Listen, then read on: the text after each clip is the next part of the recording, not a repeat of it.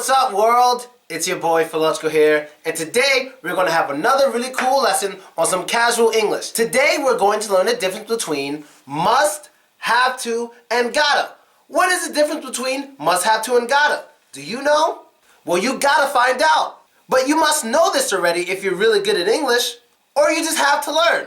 Like that. So first, let's start with this. So let's start with the present tense. Which one of these would we use in a positive present tense situation? Well, the one we would use for something like this is, that is gotta. Now, gotta is very, very common slang. It's okay to pronounce it this way, but it's not good to write it like that. But you can say gotta in school or at work, it is absolutely fine. So when we're speaking about the present, we use gotta. For example, you gotta watch this video if you want to know more. And that basically means it's very important for you to watch this video if you want to learn more English. You gotta trust me, which means you need to trust me basically. We gotta speak English if we want to communicate with most Americans. Examples like that.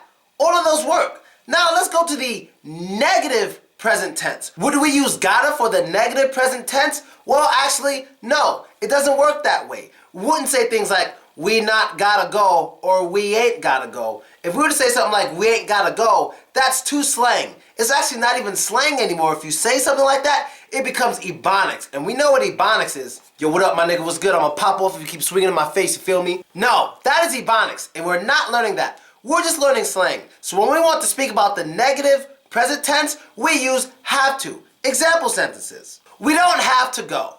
We don't have to go. Basically saying it is not mandatory for us to go. We don't have to stay here. We don't have to stay here. We can go somewhere else. We don't have to think about it right now. We have all the time in the world.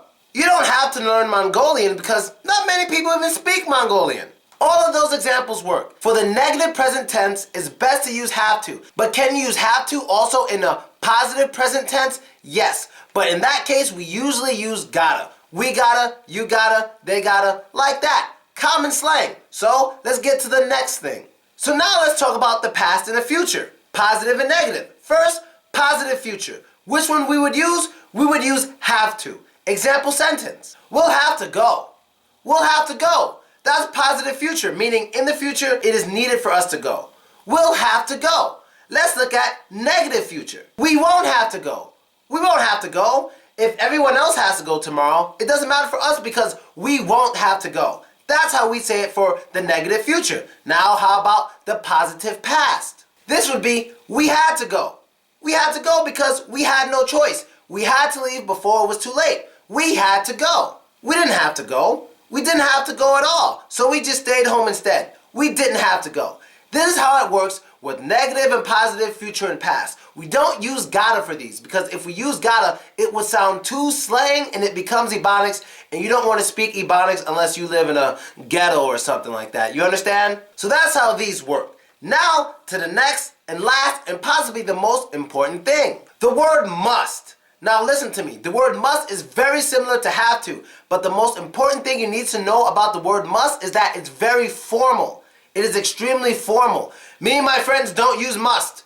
We don't go around telling each other things like, Phil, you must calm down. You're too drunk. No one says that. We don't use that word very often. It's very rare that it's used in an informal or just cool setting. It's very rare. But you can use it. You can say things like, we must love one another. We must love one another because if we all hate and fight all the time, life won't be so much fun. That's fine. You can use it. Now let's go to the negative. I'm going to tell you this one time and one time only. We never use the word mustn't. Oh my God. We never use this word. Every time I hear someone say mustn't, I just think, oh, blin chicken, smiasam.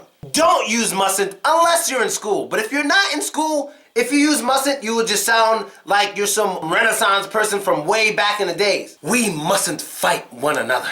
No, we don't use it. So must is basically very formal and usually interchangeable with have to. But if you want to just be casual, it's best for you to use have to and gotta because that's what we usually use. Must is the one that's rarely ever used, but this is the one you can use in school. So if you want to learn more about the word must, go to your teacher. And there we go. That is the end of our lesson for today.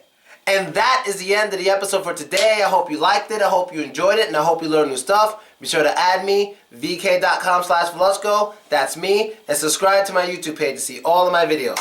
And that's basically it. I hope you guys liked it. And I will soon be in Kazan. I'm also going to Chelyabinsk, Omsk, and Saratov. I'm going all over this country. I've been in more places in Russia than I've been in my own country of America. Why is that? Very strange. But anyway, see you all there. Attend my classes. And I'm out. Reporting live from Moscow. Later. And don't be racist. So don't be that is his catchphrase.